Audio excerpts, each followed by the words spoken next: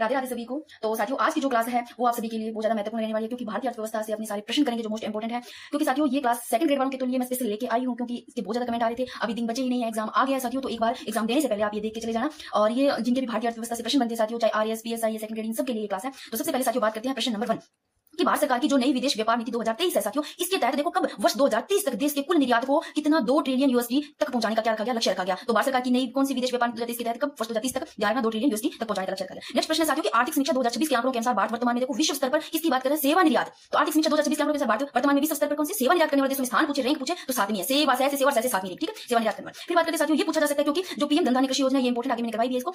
जो पीएम धन धान्य कृषि योजना साथियों, इसके अनुसार आपको पूछा जा सकता है कि आर्थिक समीक्षा में जो पीएम धन धान्य कृषि योजना, इसके अंतर्गत आपको पूछा जा सकता है कि राजस्थान के कितने जिलों को शामिल करके कृषि विविधीकरण को बढ़ावा दिया जा रहा है। ऑप्शन में 7 दिया जा सकता है, 6 5 ना, तो 8 जिलों को ध्यान रखना कि पीएम धन धान्य से संबंधित 8 जिलों को। फिर बात करते हैं साथियों कि कपड़ा उद्योग को वैश्विक स्तर पर प्रतिस्पर्धी बनाने और रोजगार सृजन के लिए देश में देखो 7 पीएम मित्र पार्क स्थापित किए जाएंगे। वहां पर ऑप्शन में आपको 4 लाइनें, एक प्रश्न देकर के उस प्रश्न में 4 लाइनें बनाकर दिया जा सकता है, यानी प्रश्न उसमें शामिल हो जाए। तो आपको वहां 6 पीएम मित्र दे दे, 4 5 ना, तो 7 पीएम मित्र पार्क स्थापित किए जाएंगे। वो भी पूछे कहां किए जाएंगे, तो जोधपुर कंकाणी में, ठीक है। तो देख लो एक बार फिर से, नई विदेश व्यापार नीति 2023 2 ट्रिलियन यूएसडी ध्यान रखना। और विश्व 2026 की आर्थिक समीक्षा के अंदर विश्व स्तर पर सेवा निर्यात ध्यान रखना 7वें स्थान पर 7वीं रैंक पर। और 8 जिले जरूर ध्यान रखना पीएम धन धान्य कृषि योजना के अंतर्गत। और जो 7 पीएम मित्र स्थापित है वो ध्यान रखना जोधपुर कंकाणी में। फिर बात करते हैं साथियों कि हाल ही में चर्चा में रही कौन है, रेजू वेव जो तकनीक है, रेजू वेव तकनीक है, इसका संबंध अर्थव्यवस्था के किस बुनियादी ढांचे के विकास से है, तो ये है शून्य तापमान वाले जो पहाड़ी क्षेत्र है उसमें टिकाऊ सड़कों के निर्माण से साथियों, ठीक है। अब साथियों, गेहूं का जो एमएसपी है, जो न्यूनतम समर्थन मूल्य है, उससे संबंधित आप देख लो प्रश्न आपको पूछे। देखो इससे पहले मैंने एक प्रश्न करवाया भी है, जो एक बार ये देखो पहले कि अगर प्रश्न पूछा जाता है 2025-26 के लिए जो घोषित न्यूनतम समर्थन मूल्य है रबी फसल विपणन स्तर पर 2025-26, देखो गेहूं का एमएसपी आपको पूछे 2025-26 के, तो 2425, यानी कि ये आप ध्यान रखना, गेहूं का एमएसपी 2025-26 का ध्यान रखोगे, निर्धारित कितना किया गया 2425, यानी कि 24-25 ध्यान रखो। 25-26 की बात करें, कम कर दो 25, यानी कि 24-25 याद रखना।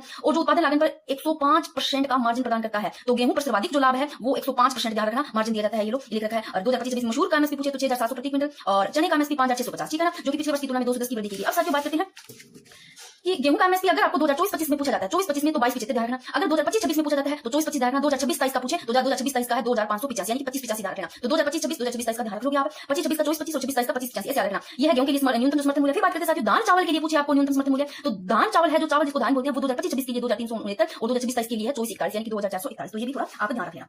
फिर बात करते हैं साथियों, एक बार ये देख लो कि आपको पूछे कि राष्ट्रीय रसद नीति और बुनियादी ढांचे के एकीकृत विकास के लिए शुरुआत की गई जो पीएम गति शक्ति राष्ट्रीय मास्टर प्लान है, इसके तहत विकास को कितने इंजन निर्धारित किए गए, पूछे जा सकते हैं। ऑप्शन में आपको 5 दे दे, 4 दे दे, 6 दे दे, तो आपको जरूर ध्यान रखना है ये 7 इंजन निर्धारित किए गए। 7 इंजन भी आप देख लो किनका विकास किया जा रहा है, 7 इंजन है। सड़क, रेलवे, हवाई अड्डा हो गया, जलमार्ग हो गया, जल परिवहन, सड़क हो गया, रेलवे, हवाई अड्डा, जल मार्ग और जल परिवहन, बंदरगाह और रसद अवसंरचना आ गए। ये 7 इंजन है, इनका विकास ध्यान रखना आप। राष्ट्रीय रसद नीति बुनियादी ढांचे के एकीकृत विकास के लिए शुरू की गई कौन, पीएम गति शक्ति राष्ट्रीय मास्टर प्लान, इसके तहत 7 इंजन है, इसके विकास के लिए 7 इंजन निर्धारित किए, ध्यान रखना। फिर बात करते हैं साथियों, ये प्रश्न नहीं बनाया, वैसे 2 ऑप्शन दिए हैं कि किसी अर्थव्यवस्था में जीवीए जो ग्रोस वैल्यू एडेड है, जो सकल मूल्य वर्धन, इसकी गणना का सही सूत्र आपको पूछे तो साथियों ऑप्शन में कुछ भी किसी हिसाब से दिया जा सकता है, तो आपको वैसे आपको सूत्र ध्यान रखना। ऐसा प्रश्न आ जाए तो जीवीए इक्वल जीडीपी माइनस उत्पाद कर प्लस उत्पादित सब्सिडी, ध्यान रखना। फिर नेक्स्ट प्रश्न है कि लॉजिस्टिक्स माल परिवहन एवं भंडार की लागत को कम करने के लिए राष्ट्रीय रसद नीति के तहत भारत की लॉजिस्टिक्स लागत वर्तमान के 13 से 14% से घटाकर के वैश्विक मानकों के साथ कितने % पर लाने का लक्ष्य है, तो ध्यान रखना लगभग 8%, सिंगल डिजिट ध्यान रखना लगभग 8%। देखो जो मुझे प्रश्न लगे भी हाँ इंपोर्टेंट है वो मैंने सब लिया है। इसके अलावा साथियों एक क्लास हो रहेगी, वो और देखना, इस एक पर मत रहना, दोनों क्लास आप देख लोगे तो आपका पूरा का पूरा ये कवर हो जाता है और प्रश्न बन जाएगी, ठीक है। फिर बात करते हैं साथियों कि भारतीय आर्थिक सर्वेक्षण 2025-26 के अनुसार कृषि वर्ष 2024-25 में भारत का खाद्यान्न उत्पादन पूछे कि अनुमान कितना है, कि भारतीय आर्थिक सर्वेक्षण 2025-26 के अनुसार कृषि वर्ष 2024-25 में भारत का खाद्यान्न उत्पादन ध्यान रखना कितना है, 3570.3 लाख मिलियन टन, ठीक है, 3570.3 लाख मिलियन टन अनुमानित है। फिर बात करते हैं साथियों कि भारतीय आर्थिक सर्वेक्षण 2025-26, ये देखो पश्चिम बंगाल, उत्तर प्रदेश, तेलंगाना, ओडिशा, आंध्र प्रदेश, तमिलनाडु और कई प्रमुख धान उत्पादक राज्यों में प्रति हेक्टेयर उपज राष्ट्रीय औसत से कम रही है, ठीक है ना, भारतीय आर्थिक सर्वेक्षण 2025-26 के अनुसार ये ध्यान रखना। फिर बात करते हैं साथियों कि कृषि एवं किसान कल्याण विभाग के अनुसार, कृषि एवं किसान कल्याण विभाग के अनुसार कौन से वित्त वर्ष की बात करें 2024-25 में गेहूं की उत्पादकता का जो राज्यवार है साथियों, वो आपको आरोही में या अवरोही में कैसे भी पूछा जा सकता है, तो ये थोड़ा ध्यान रखना। आरोही क्रम में लिखा है, देखो आरोही कम से ज्यादा और अवरोही यानी कि ज्यादा से कम, आपको ये थोड़ा सा पता है और इस हिसाब से आपको ध्यान रखना है कि कृषि एवं किसान कल्याण विभाग के अनुसार वित्त वर्ष 2024-25 में गेहूं की उत्पादकता का पूछा है आपको राज्यवार, सबसे जो कम गुजरात में, कम से ज्यादा का पूछा जा रहा है गुजरात में, फिर यूपी में, फिर हरियाणा, फिर पंजाब में, ध्यान रखना, ठीक है। फिर आर्थिक सर्वेक्षण 2025-26 के अनुसार दलहन बीज प्रतिस्थापन दर है वो सबसे ज्यादा किसमें रहा, तो ध्यान रखना गुजरात में रहा। आर्थिक सर्वेक्षण 2025-26 के अनुसार किसकी बात हो रही है, दलहन बीज प्रतिस्थापन दर की बात हो रही है, वो सर्वाधिक कौन से राज्य में रहा, गुजरात राज्य में रहा साथियों। फिर बात करते हैं साथियों कृषि वर्ष 2024-25 में भारत का खाद्यान्न उत्पादन अभी पड़ा थोड़ी देर पहले कितना, 3570.3 लाख मीट्रिक टन हो गया, ठीक है। फिर बात कहां तक पहुंच गया, 3570.3 लाख मीट्रिक टन तक पहुंच गया। और इस वृद्धि का जो प्रमुख कारण वो धान, गेहूं, मक्का और मोटे अनाज का उच्च उत्पादन रहा। कितने पर पहुंच गया, ये ध्यान रखना, उसका जो कारण है वृद्धि का वो रहा धान, गेहूं, मक्का, मोटे अनाज, दूसरी अनाज। देखो ये लाइन द्वारा लिखी कि कृषि वर्ष 2024-25 में भारतीय खाद्यान्न उत्पादन का अनुमान देखना आप कितने तक पहुंच गया, ये उत्पादन है 3570.3 लाख मीट्रिक टन, ठीक है, जो पिछले वर्ष की तुलना में 254.3 लाख मीट्रिक टन अधिक है। पिछले वर्षों की तुलना में कितना अधिक है, 254.3 लाख मीट्रिक टन अधिक है। फिर बात करते हैं कृषि एवं किसान कल्याण विभाग के अनुसार वित्त वर्ष 2024-25 में धान की उत्पादकता का राज्यवार। देखो भाई जो आंकड़े है ना वो मेरे बस में नहीं याद करवाने की है ना, एक तो फ्री टाइम होता है तो पहले से कोई होता है मन में अपनी इस तरीके से कर ले, एक बार सरसरी नजर में मोटी मोटी आंखों से आप देख लेना इसको, क्या पता एग्जाम टाइम में आपको याद आ जाए ये चीजें। तो अभी पास में जब देखते हो तो वो चीजें एग्जाम से पहले या 1-2 दिन पहले देखते हो तो भी याद आ जाती है। तो बात करते साथियों किसकी बात करें, धान की उत्पादकता का अपने राज्य कर रहे हैं 2024-25 में कृषि किसान कल्याण विभाग के अनुसार देखो सबसे ज्यादा यहाँ अवरोही क्रम में दिया हुआ है सबसे ज्यादा, ठीक है ना। आरोही क्रम में होता है कम से ज्यादा और अवरोही क्रम में लिखने में अवरोही बड़ा है, आरोही देखो अवरोही, अवरोही और आरोही शब्द किसमें ज्यादा आ रहे हैं, या तो याद नहीं रहता ये चीज मुझे पता है। अवरोही में ज्यादा शब्द आ रहे हैं ना तो ये हमेशा ज्यादा से कम की ओर होगी, ज्यादा से कम की ओर। आरोही में 3 शब्द आ रहे हैं, ये कम से ज्यादा की ओर होगी, ठीक है, कम से ज्यादा की ओर, इसे याद रखना। तो कृषि एवं किसान कल्याण विभाग के अनुसार वर्ष 2024-25 में धान की उत्पादकता का किलोग्राम प्रति हेक्टेयर का यहाँ देखते हैं सबसे ज्यादा राज्यवार में जो है पंजाब में सर्वाधिक कहां है, पंजाब में, फिर हरियाणा, फिर आंध्र प्रदेश, कर्नाटक में। भारतीय आर्थिक सर्वेक्षण 2025 के अनुसार तेलंगाना राज्य का खेती योग्य क्षेत्र का एक मिशन का गंती है, ये भी ध्यान रखना तेलंगाना राज्य का। और तेलंगाना में खेती योग्य क्षेत्र 2014 में 1.31 करोड़ एकड़ था जो कि वित्त वर्ष 2023 तक बढ़कर के 2.2 करोड़ एकड़ हो गया।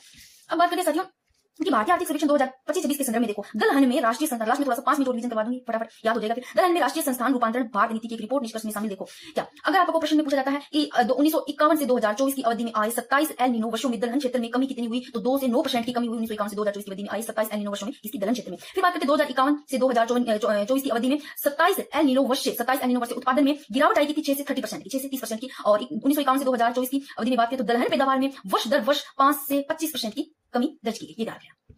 नेक्स्ट प्रश्न है ये देखो, ये राष्ट्रीय खाद्य सुरक्षा पोषण मिशन से संबंधित कुछ और भी प्रश्न है, पहले इसको करवा देती हूँ, ये रहे यहाँ पर, इसको बाद में देखेंगे, पहले ये प्रश्न कर लेते हैं, ठीक है, फिर रेगुलर वो आ जाएंगे कंटिन्यूस से, मैंने सेट नहीं किया। वित्त वर्ष 2015 से वित्त वर्ष 2024 के बीच पशुधन क्षेत्र में उल्लेखनीय विस्तार हुआ। जो आर्थिक समीक्षा वाला जो पेज है ना, सेम टू सेम वही चीजें मैंने लाइन उतारी है, ठीक है ना, सेम टू सेम वही चीजें यहाँ पर लिख रखी है उसी लैंग्वेज में। और आजकल आरपीएससी की बात के साथ सेम टू सेम लाइन दे रही है। वित्त वर्ष 2015 से वित्त वर्ष 2024 के बीच पशुधन क्षेत्र में उल्लेखनीय विस्तार हुआ। किसमें, पशुधन क्षेत्र में, कब, वित्त वर्ष 2015 से वित्त वर्ष 2024 के बीच, जहां इसका जीवीए लगभग कितना बढ़ा। पशुधन क्षेत्र की बात करें और हाईलाइट और कर देती हूं मैं इसको, पशुधन क्षेत्र की बात करें तो इसका जो जीवी है लगभग 195% बढ़ा, कितना 195% बढ़ा। और वर्तमान मूल्यों में इसका जो संयुक्त वार्षिक वृद्धि दर है, जो सीएजीआर है, जो संयुक्त वार्षिक वृद्धि दर है वो कितना रहा, वो ध्यान रखना 12.70% रहा। फिर से देखो साथियों, पशुधन क्षेत्र की बात कर रहे हैं 2015 से 2024 के बीच इसका जो जीवी है वो लगभग 195% बढ़ा। और ये लाइन आपको जरूर ध्यान रखनी है कि वर्तमान मूल्यों में इसका जो संयुक्त वार्षिक दर है, जो सीएजीआर है, उसकी बात करें साथियों 12.70% रहा। याद कर लो कि सीएजीआर कितना रहा, 12.70% रहा। फिर बात करें साथियों, जहां 2014 से 2025 के दौरान मछली उत्पादन की बात हुई है, मछली उत्पादन में 140% से अधिक की वृद्धि हुई, लगभग 88.14 लाख टन की क्या हुई, वृद्धि, यानी कि 140% की वृद्धि हुई मछली उत्पादन में। किसकी बात कर रहे हैं साथियों, मछली उत्पादन में, मछली उत्पादन में बात कर रहे हैं, जो 2004 से 2014 की तुलना में काफी अधिक है। अब देखो यही मैंने बताया, पशुधन का बताया आपको कि 2015 से 2024 के जो बीच है पशुधन क्षेत्र की बात करें तो इसमें मैंने बताया आपको सीएजीआर जो संयुक्त वार्षिक वृद्धि दर है वो 12.70%, ये लो मैंने यहाँ पर शॉर्ट में लिखा है। पशुधन क्षेत्र में बात करें तो देखो जीवीए तो लगभग बढ़ा 195%, तो आपको ये जरूर डालना संयुक्त वार्षिक वृद्धि दर जो सीएजीआर है वो रहा 12.70, पशुधन 12.70, पशुधन क्षेत्र में 12.70, रटा हो गया, डाटा लग गया होगा। फिर मछली उत्पादन में बात करें साथियों तो मछली उत्पादन में देखो वृद्धि हुई 140% प्लस, 140% से अधिक वृद्धि हुई, और जो 2004 से 2014 की तुलना में काफी अधिक है। ये इंपॉर्टेंट है, दोनों चीज थोड़ी सी देख लेना। फिर बात करते हैं साथियों, इससे पहले आप ये प्रश्न देख लो फिर वो देख लेते हैं। आर्थिक सर्वेक्षण 2025-26, इसमें देखो ये भी इंपॉर्टेंट है, सीधे सीधे लाइन उठा सकते हैं, प्रश्न पूछा जा सकता है, कोई भरोसा नहीं। और एक क्लास और ले आऊंगी, दोनों क्लासों में आपका शानदार रिवीजन हो जाएगा और शानदार प्रश्न आपको मिलेंगे, ठीक है। तो देसी सूखी प्याज का विश्व, देसी सूखी प्याज की बात कर रहे हैं, विश्व का सबसे बड़ा उत्पादक है, देसी नहीं देश है, सॉरी गलती मानते हैं, मैं बोला गया, देश है, वो सूखी प्याज का बात कर रहे हैं, सूखा जो प्याज है इसका विश्व का सबसे बड़ा उत्पादक है, जो वैश्विक उत्पादन में लगभग कितना योगदान है 25%। तो देश है वो सूखी प्याज का विश्व का सबसे बड़ा उत्पादन और वैश्विक उत्पादन में लगभग आपको पूछे योगदान तो 25% याद रख लोगे। फिर अगर पूछे साथियों की सब्जियों, फलों, आलू उत्पादन में भारत विश्व स्तर पर कौन से स्थान पर रहा, तो सेकंड स्थान पर। आलू में भी 2 शब्द आ रहे हैं, फलों में भी 2 शब्द आ रहे हैं, 2 तो याद हो जाएंगे सेकंड। और सब्जियों में याद रखना है, हम घर पे सब्जी 2 प्रकार की बना के खाएंगे और फल भी 2 तरह के खाने हैं, और आलू के 2 पार्ट करके खाने, इस तरीके से याद आ जाएंगे, हमने 2 पढ़ा है, आलू के 2 पार्ट करने हैं, फल 2 खाने, सब्जी 2, यानी सेकंड स्थान रहा। वहां पर फर्स्ट या थर्ड पूछे तो आपको याद आ जाएगा सेकंड। जहां प्रत्येक श्रेणी में वैश्विक उत्पादन में योगदान 12 से 13% है। और बागवानी क्षेत्र जो कृषि जीवीए का लगभग 33% है, ठीक है। देखो वित्त वर्ष 2024-25 में बागवानी है वो 362.08 मिलियन टन तक पहुंच गया, जो अनुमानित जो खदान है वो उसका उत्पादन की बात कितने से अधिक है, 329.68 मिलियन टन, ठीक है। अब ये आपको ध्यान रखना है कि देश सूखी प्याज का विश्व का सबसे बड़ा उत्पादक है, वैश्विक उत्पादन में लगभग 25%, और सब्जी फल उत्पादन में आपको ध्यान रखना है 2% भारत विश्व स्तर पर। नेक्स्ट प्रश्न है देखो 2024-25 के दौरान कौन सी खाद्य सुरक्षा मिशन है साथियों, इसका ध्यान रखना। खाद्य सुरक्षा मिशन का नाम बदलकर क्या कर दिया गया, इंपॉर्टेंट है ये वाला। खाद्य सुरक्षा मिशन का नाम बदलकर राष्ट्रीय खाद्य सुरक्षा एवं पोषण मिशन कर दिया। 2024-25 के दौरान क्या कर दिया, राष्ट्रीय खाद्य सुरक्षा एवं पोषण मिशन। अब बात करें साथियों, सरकार 2007 से राष्ट्रीय खाद्य सुरक्षा मिशन का क्रियान्वयन कर रही है, जिसका उद्देश्य देश भर में क्षेत्र विस्तार तथा उत्पादकता वृद्धि के माध्यम से धान, गेहूं, दलहन, मोटे अनाज जो मक्का जो है, और वाणिज्यिक फसल जैसे कपास, जूट, गन्ना हो गया, और पोषक अनाज श्री इनकी उत्पादकता को क्या बढ़ा रहा है, इनकी उत्पादकता को बढ़ाना इनका उद्देश्य है। तो इसका नाम बदलकर क्या कर दिया गया, खाद्य सुरक्षा मिशन का नाम बदलकर राष्ट्रीय खाद्य सुरक्षा पोषण मिशन। एक तो ये ध्यान रखना आपको, अभी इसका नाम क्या बदल दिया, किसकी उत्पादकता को बढ़ावा दी जा रहा है, ये भी ध्यान रखना। इसके अलावा साथियों ये बता रही थी ना मैं कि ये बात नहीं करेंगे, ये भी आपको पूछा जा सकता है कि राष्ट्रीय खाद्य सुरक्षा एवं पोषण मिशन के घटक पूछे जा सकते हैं कि घटक कौन कौन से हैं ना, आपको उनमें से घटक ना देकर के ये दे दे और वो बोले कौन सा घटक नहीं है शामिल। तो देखो फसल संरक्षण प्रौद्योगिकी का प्रदर्शन, ये है फसल संरक्षण प्रौद्योगिकियों का प्रदर्शन याद रखोगे। एकीकृत पोषण तत्व, उत्पादकता वाली किसमें तक पहुंच है घटक, जल संरक्षण वाले दक्ष उपकरण आगे, और कीट प्रबंधन तकनीकें आगे, किसानों की क्षमता निर्माण, ये सब के सब राष्ट्रीय खाद्य सुरक्षा पोषण मिशन के घटक है। और इसका जो नाम है साथियों वो जरूर ध्यान रखना, 2024-25 के दौरान रखा गया राष्ट्रीय खाद्य सुरक्षा पोषण मिशन, खाद्य सुरक्षा मिशन का ही नाम बदल के रखा गया। और किन की उत्पादकता को बढ़ावा देना, ये ध्यान रखना, गेहूं, धान, दलहन, मोटे अनाज जैसे मक्का, गेहूं, वाणिज्य फसल, कपास, जूट, गन्ना, पोषक अनाज, इनको उत्पादकता को बढ़ावा देना इसका लक्ष्य उद्देश्य, ठीक है। फिर बात करें साथियों कि भारतीय आर्थिक सर्वेक्षण 2025-26 के अनुसार भारत सरकार राष्ट्रीय खाद्य तेल मिशन तिलहन और राष्ट्रीय खाद्य तेल मिशन तेल मापन के अंतर्गत देखो वर्ष 2030-31 तक पूछा है कितने उत्पादक का लक्ष्य रखा गया, तो 70 मिलियन टन। मैं इसको थोड़ा हाईलाइट कर देती हूँ। देखो किसके अंतर्गत, एक तो राष्ट्रीय खाद्य तेल मिशन तिलहन और राष्ट्रीय खाद्य तेल मिशन तेल माप के अंतर्गत, ठीक है। वो भी भारतीय आर्थिक सर्वेक्षण 2025-26 के अनुसार 2030-31 तक 70 मिलियन टन उत्पादन का क्या रखा गया, लक्ष्य रखा गया, ठीक है। नेक्स्ट आर्थिक सर्वेक्षण 2025-26 के अनुसार वर्ष 2014 से 2014-15 से कब तक 2024-25 के बीच तिलहन का क्षेत्र है वो तो 18% बढ़ा। ये ध्यान रखना, कब की बात कर रहे हैं कि वर्ष 2014-15 से 2024-25 के बीच जो तिलहन का क्षेत्र है वो 18% से अधिक बढ़ा, 18% से अधिक बढ़ा। उत्पादन में लगभग 55% की क्या हुई, इसमें वृद्धि हुई। उत्पादकता में करीब 31% का सुधार दर्ज किया गया। सेम टू सेम लाइन लिखी है मैंने। इस अवधि में तेल माप का क्षेत्र दोगुने से अधिक हो गया, जिसके साथ ही फ्रेश फ्रूट बंच और कच्चे जो पाम तेल है इसका उत्पादन में भी तीव्र वृद्धि हुई है। एक तो आपको ये ध्यान रखना है, ठीक है, कि जो तिलहन है इसका 18% से अधिक बढ़ा और उत्पादन में जो वृद्धि हुई है लगभग 55% और उत्पादकता में करीब 31% का सुधार दर्ज किया गया। फिर घरेलू खाद्य तेल की उपलब्धता की बात करें 2015-16 में 86.30 लाख टन से बढ़कर के 2023-24 में 121.75 लाख टन हो गई। लास्ट में एक बार और रिवीजन करवा दूं मैं, ठीक है। अब साथियों ये इंपॉर्टेंट है, भले आपको ये चीजें थोड़ा कम समझ आए, आपको टफ लगे, आप इस चीजों को छोड़ देते, एक बार इसको संसदीय नजर में देख के चले जाना। देखो भूमि एवं संसाधन शासन की बात करें तो आंध्र प्रदेश ने drone continuously operating reference station तथा जीआईएस का उपयोग करते हुए आंध्र प्रदेश पुनः सर्वेक्षण परियोजना है वो 2021 लागू की गई। तो अब आपको पूछे कि जो कंटिन्यूअसली ऑपरेटिंग रेफरेंस स्टेशन है वो 2021 दायरा सुधार किसने किया, इसका किया 2021 का दायरा हो गया, वर्ष लिखा हुआ है और सुधार किया आंध्र प्रदेश ने। फिर बात करते हैं साथियों बिहार ने मुख्यमंत्री स्मेकित चोर विकास योजना वो शुरू की, बिहार ने कब 2025 में शुरू की, कौन सी मुख्यमंत्री स्मेकित चोर विकास योजना। फिर बात करते हैं बाजार सुधार में, देखो पीएम की सौदा पत्रक पहल वो 2021 की दायरा। आंध्र प्रदेश के ई फार्म मार्केट प्लेटफॉर्म ने रायथू बरोज केंद्र खोले गए, ये ध्यान रखना, रायथू जो बरोज केंद्र है वो खोले गए, ये तो ध्यान रखना। तो बाजार सुधार की बात है, एमपी की सौदा पत्रक पहल 2021, आंध्र प्रदेश के ई फार्म फॉर्मेट प्लेटफॉर्म ने कौन से केंद्र खोले, रायथू बरोज केंद्र खोले, ठीक है। फिर जल प्रबंधन की बात करें साथियों इसमें असम राज्य सिंचाई योजना, जल प्रबंधन से संबंधित कौन सी असम राज्य सिंचाई योजना खोली गई 2022, ठीक है। तो ये आप ध्यान रखना कब खोली गई, असम राज्य सिंचाई योजना 2022 में खोली गई। और यूपी भूजल नियम कब चेंज किए गए, कब परिवर्तन किए गए इसमें, जो यूपी भूजल नियम है 2020, ठीक है। अब एक बार फिर से देखो जो कंटिन्यूअसली ऑपरेटिंग रेफरेंस स्टेशन है 2021 दायरा सुधार आंध्र प्रदेश ने किया। और फूड्स प्लेटफॉर्म पूछे 2020 दायरा, ये कर्नाटक ने सुधार किया। और जो बिहार है, बिहार ने मुख्यमंत्री स्मेकित चोर विकास योजना 2025 शुरू की, ठीक है।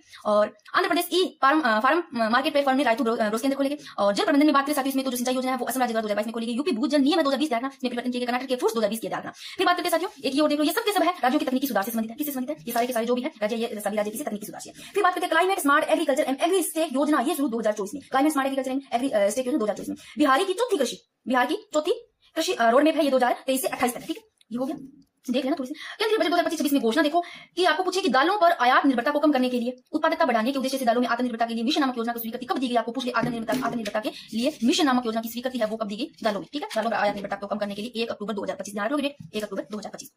नेक्स्ट है कृषि एवं संबंध क्षेत्र। पिछले 5 वर्षों के दौरान स्थिर मूल्यों पर कृषि एवं संबंध क्षेत्र की औसत वार्षिक वृद्धि दर है वो लगभग कितनी 4.4% रही। बात करें कृषि एवं संबंध क्षेत्र की, ठीक है, किसकी बात करें कृषि एवं संबंध क्षेत्र की। पिछले 5 वर्षों के दौरान स्थिर मूल्यों पर कृषि एवं संबंध क्षेत्र की औसत जो वार्षिक वृद्धि दर है लगभग 4.4%। ध्यान रखना साथियों, इनमें से देखो सबसे ज्यादा है वो देखो कौन सी है, देखो यहाँ बात कर रहे हैं औसत वार्षिक वृद्धि दर किसकी, कृषि एवं संबंध क्षेत्र में 4.4% रही। वित्त वर्ष 2025-26 की जो दूसरी तिमाही में कृषि क्षेत्र ने 3.5% की वृद्धि दर्ज की। दशकीय वृद्धि दर है ना, ये ध्यान रखना 4.45%, जो पिछले दशकों की तुलना में क्या रही, सर्वाधिक रही, सबसे ज्यादा ये ध्यान रखना 4.5 है, जो दशकीय वृद्धि दर है वो सर्वाधिक ध्यान रखना वित्त वर्ष 2016 से 25 की, ठीक है। ये देखो दशकीय वृद्धि दर, ये मैंने यहाँ पर सेम टू सेम लाइन लिखी है, एक वन लाइन में, यहाँ पहले ये देख लो शॉर्ट में लिखा है। मुख्यतः पशुपालन क्षेत्र के 7.1% तथा मत्स्य और जलीय कृषि क्षेत्र के 8.8% की सशक्त निष्पात से प्राप्त हुई, और जबकि फसल क्षेत्र में 3.5% की वृद्धि दर थी। अब देखो वृद्धि दर की बात करें फसल की, साथियों ध्यान रखना फसल की आपको पूछे तो अभी पड़ा है फसल की कितनी 3.5%, फसल में 3 से 1 2 3 तो 3 ध्यान रखना 3.5।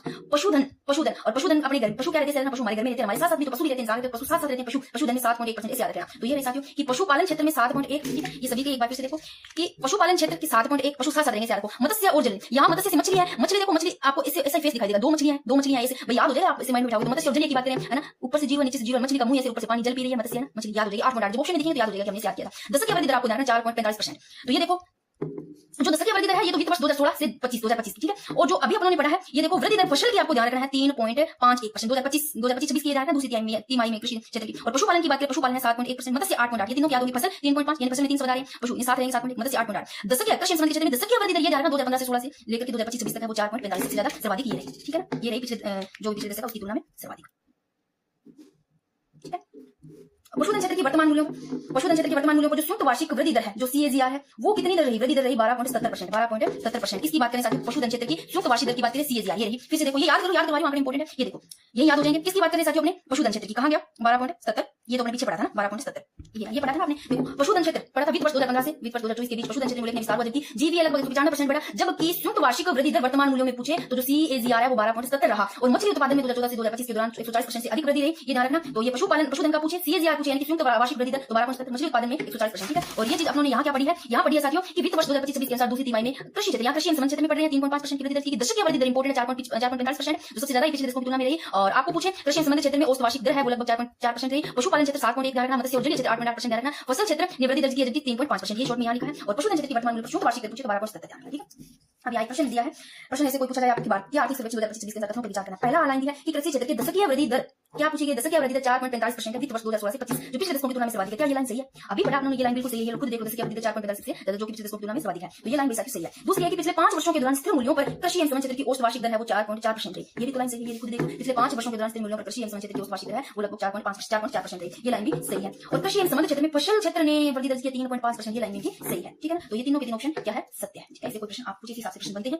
धन धान्य आगे प्रधानमंत्री धन धान्य कृषि योजना इंपोर्टेंट है, आरटीसी ने यहाँ से प्रश्न पूछा है। तो साथियों बात करते हैं केंद्रीय मंत्रिमंडल द्वारा जुलाई 2025 में स्वीकृत की गई प्रधानमंत्री धन धान्य कृषि योजना मंजूरी 16 जुलाई 2025 को, शुभारंभ 11 अक्टूबर 2025 को। अब बात करें साथियों, ये तो छोड़ो आप इनको, तो प्रधानमंत्री धन धान्य कृषि योजना इसके उद्देश्य देखो, कृषि उत्पादकता में वृद्धि करना, फसल विविधीकरण और कृषि पद्धतियों को बनाने को बढ़ावा देना, और पंचायत एवं ब्लॉक स्तर पर फसल कटाई के बाद भंडारण क्षमता को सुदृढ़ करना, सिंचाई सुविधाओं में सुधार करना, दीर्घकालीन एवं अल्पकालीन ऋण की उपलब्धता को सुगम बनाना। फिर बात करते हैं जिलों की पहचान है वो आपको पूछा जा सकता है कितने संकेत के आधार पर किए गए, ना 2 करना ना 1 करना 3।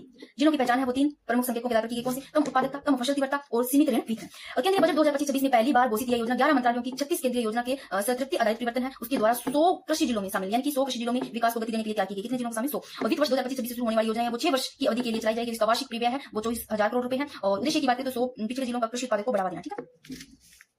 एक क्लास और आएगी साथियों, ठीक है ना, दोनों क्लास आप अच्छे से देखना, प्रश्न आपको मिल जाएंगे। भारत से सॉफ्टवेयर और आईटी सेवाओं के निर्यात के लिए सबसे बड़ा गंतव्य देश कौन सा है, तो यूएसए संयुक्त राज्य अमेरिका है, ये प्रश्न पूछा गया आरटीसी, ठीक है। आरटीसी ने प्रश्न पूछा कि भारत से सॉफ्टवेयर और आईटी सेवाओं के निर्यात के लिए सबसे बड़ा जो गंतव्य देश है वो है संयुक्त राज्य अमेरिका। देखो यहाँ लिखा हुआ है मेरा, देखो वित्तीय वर्ष 2024, ये लाइन आपको याद रखना, संयुक्त राज्य अमेरिका वित्तीय वर्ष 2024-25 के दौरान अमेरिकी बाजार में भारत के सॉफ्टवेयर निर्यात की हिस्सेदारी है वो 54.1% है, ये से घटाकर के 52.9% हो गई, इसके बावजूद यूएसए स्थान पर बना रहा है, यानी कि वित्त वर्ष 2024-25 के दौरान अमेरिकी बाजार में भारतीय सॉफ्टवेयर निर्यात की हिस्सेदारी देखो 54.1% से घटकर के 52.9% हो गई, फिर भी इसके बावजूद यूएसए स्थान पर रहा है। वित्तीय वर्ष 2025-26 के आंकड़ों के अनुसार वर्तमान सकल घरेलू राज्य जीडीपी में उद्योग क्षेत्र का योगदान, कुल योगदान पूछे आपको उद्योग क्षेत्र का जीडीपी में सकल घरेलू राज्य उत्पादन में वर्तमान 2025-26 के आंकड़ों के अनुसार तो कुल जो योगदान है वो तो 24.3% है, और 2025-26 में उद्योग क्षेत्र की कुल समग्र वृद्धि दर है वो 6.2 रही। और ये तो आप देखना, ये जरूर देख लेना, ठीक है, ये दोनों इंपोर्टेंट है। कुल योगदान है वो 24.3 उद्योग क्षेत्र का, मैं हाईलाइट कर देती हूँ उद्योग क्षेत्र का 2025-26 के अनुसार जीडीपी में पूछा उद्योग क्षेत्र का टोटल योगदान तो 24.3%, 2025 में उद्योग क्षेत्र की कुल जो समग्र वृद्धि दर है वो है 6.2% रही। और अगर अर्धवार्षिक वृद्धि दर का विवरण देखो 2025-26 की पहली छमाही में उद्योग है, उद्योग में जीडीपी में जो वृद्धि दर 7% आपको तो जरूर ध्यान रखना, ठीक है ना। नेक्स्ट प्रश्न है कि वित्तीय वर्ष 2025-26 की तालिका के अनुसार खनन एवं उत्खनन में ऋणात्मक वृद्धि दर्ज की गई, किसकी की गई? ऑप्शन में आपको कुछ भी दिया जा सकता है, तो ध्यान रखना किसमें, ये खनन एवं उत्खनन में, तो किसमें की गई, खनन एवं उत्खनन में की गई ऋणात्मक वृद्धि दर्ज की गई, कितनी 0.07%, ठीक है, यानी कि 7% की गई। तो वित्तीय वर्ष 2025-26 की तालिका के अनुसार खनन एवं उत्खनन में क्या की गई, ऋणात्मक वृद्धि दर्ज की गई -0.7, यानी कि ऋणात्मक है तो माइनस है -7, ठीक है, -0.7 ध्यान रखो ऋणात्मक। खनन एवं उत्खनन क्षेत्र का कुल जीडीपी पूछे, कुल जीडीपी का योगदान 1.4% है, और जो ऋणात्मक वृद्धि दर की गई वो -7। फिर भारत के इस्पात उद्योग की बात करें तो भारत कच्चे इस्पात के उत्पादन में विश्व में सेकंड रैंक पर था, और भारत में देखो इस्पात उद्योग में भारत की बात करें तो भारत कच्चे इस्पात के उत्पादन में कौन से सेकंड रैंक पर था, सेकंड स्थान पर। भारत में ओडिशा, छत्तीसगढ़ व झारखंड इस्पात उद्योग के अग्रणी राज्य हैं, और उत्पादन आधारित प्रोत्साहन योजना के तहत अक्टूबर 2025 तक देश में 2.34 मिलियन टन विशिष्ट इस्पात का क्या उत्पादन हुआ। नेक्स्ट प्रश्न है सीमेंट उद्योग, अभी इतना याद रिवीजन करवा दूंगा आपको। सीमेंट उद्योग भारत चीन के बाद विश्व का दूसरा, यानी कि सीमेंट उद्योग में बात करें तो भारत है वो चीन के बाद में सेकंड नंबर पर आ गया, ये ठीक है।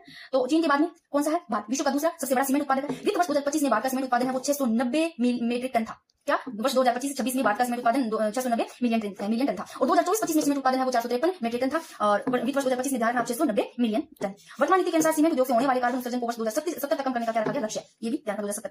वित्त वर्ष 2025-26 में भारतीय इस्पात क्षेत्र में वृद्धि दर के संदर्भ में देखो जो वृद्धि हुई है थोड़ा देख लो। कच्चे इस्पात के उत्पादन में वृद्धि हुई 11.7, तो ये थोड़ा सा पहले आप जरूर देखना, ज्यादा से है कच्चे इस्पात उत्पादन में कितनी है 11.7%, इस्पात की कुल खपत है वो 7.8%, क्या इस्पात का उत्पादन वो 10.8% है, ठीक है।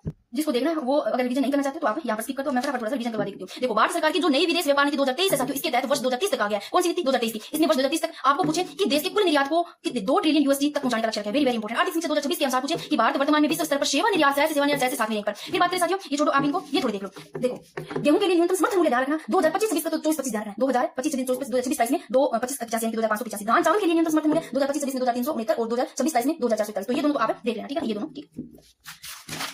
ये इंजन देख लो, इंपोर्टेंट है कि राष्ट्रीय रसद नीति बुनियादी ढांचे के एकीकृत विकास के लिए शुरू की गई पीएम गति शक्ति राष्ट्रीय मास्टर प्लान के तहत विकास के 7 इंजन निर्धारित किए गए। मैं जो इंपोर्टेंट है उनको बताऊंगी, ये 7 इंजन देख लो, ठीक है। और इसमें ये भी नहीं बताऊंगी मैं, ये इंपोर्टेंट है, ये तो मैंने बता दिया ना, इसका आ गया क्लास का, ये पेज इंपोर्टेंट है, ये पेज साथियों इंपोर्टेंट है। देखो, वित्त वर्ष 2015 से वित्त वर्ष 2024 के बीच पशुधन क्षेत्र में ध्यान रखना आपको उल्लेखनीय विस्तार हुआ, जिसका जीवीए लगभग 195% बढ़ा। ये वेरी वेरी इंपोर्टेंट। वर्तमान मूल्यों में इसका जो संयुक्त वार्षिक वृद्धि दर है, जो सीएजीआर है, वो 12.77। ध्यान रखना साथियों, पशुधन क्षेत्र की बात कर रहे हैं तो जो सीएजीआर है वो 12.77, पशुधन का सीएजीआर है, ध्यान रखना सीएजीआर है 12.77। और मछली उत्पादन में ध्यान रखना 2014 से 2025 के दौरान जो मछली उत्पादन इसमें 140% से अधिक की वृद्धि हुई। और फिर बात करें साथियों, पशुधन का सीएजीआर याद करिए 12.77, मछली उत्पादन 140% से अधिक। फिर बात करें साथियों, ये जरूर ध्यान रखना कि जो खाद्य सुरक्षा मिशन, इसका नाम बदल के 2024 में क्या रखा गया, राष्ट्रीय खाद्य सुरक्षा पोषण मिशन रखा गया। और ये थोड़ा देख लेना कि देश सूखी प्याज का विश्व का सबसे बड़ा उत्पादक है, जो वैश्विक उत्पादन का लगभग 25% का योगदान है। सब्जियों, फलों, आलू उत्पादन में 22 का स्थान। सेकंड, सब्जी 2 प्रकार की खानी है, फल 2 प्रकार की खानी, आलू के 2 ही सेकंड है, याद रखिएगा। बागवानी क्षेत्र जो कृषि जीवीए का लगभग 33% है, ठीक है। ये पेज भी आपका है, इंपोर्टेंट है। कृषि एवं संबंध क्षेत्र में बात करें, पिछले 5 वर्षों के दौरान स्थिर मूल्यों पर कृषि एवं संबंध क्षेत्र की औसत वार्षिक दर 4.4% रही। ये प्रश्न मैंने यहाँ बनाया तो आपको जरूर ध्यान रखना साथियों, पिछले 5 वर्षों में ध्यान रखना 4.4% रही कृषि एवं संबंध क्षेत्र में औसत वार्षिक वृद्धि दर। 2025-26 की दूसरी तिमाही में कृषि क्षेत्र में 3.5% की वृद्धि दर रही। Very very important. दशक की वृद्धि दर है वो 4.45% रही, जो वित्त वर्ष 2016 से 2025